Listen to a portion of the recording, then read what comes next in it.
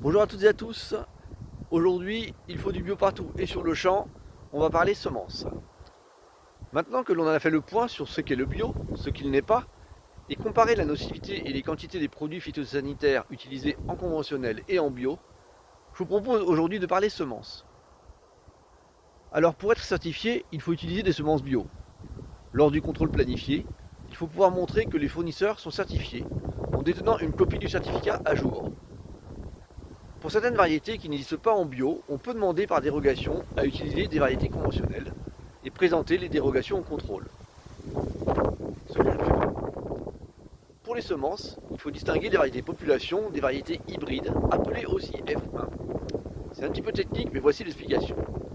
Les variétés population sont issues de la sélection sur le long terme de caractéristiques reproductibles, mais impliquant une certaine variabilité. Les graines de ces variétés sont reproductibles et libres de droit, c'est-à-dire qu'elles appartiennent à un catalogue universel. Enfin, certaines variétés dont les caractéristiques ne sont pas assez stables sont hors catalogue, mais utilisables. Pour produire de telles variétés, il suffit d'un champ. Les variétés hybrides, ou F1, sont le résultat en première année, d'où le nom F1, d'une pollinisation croisée de deux variétés population. Il faut donc 3 champs pour la produire.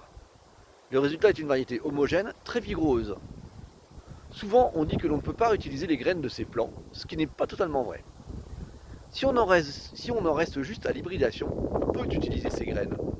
Mais on obtiendra alors à la récolte au moins 3 variétés.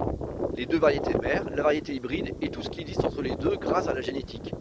Et ce n'est généralement pas ce que l'on cherche. De plus, certaines F1 sont considérées comme des marques.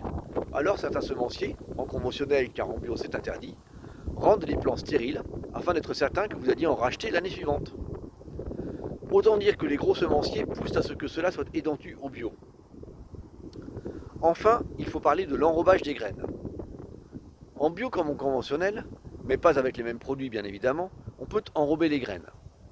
Cet enrobage permet à la fois de calibrer les graines pour les semoirs, protéger les graines des maladies lors de la germination et éloigner ou tuer les parasites. Donc pour ma part, j'utilise uniquement des variétés population pour éviter l'emploi important de terre et le risque de marchandisation des graines. Uniquement des graines nues pour éviter des process industriels supplémentaires.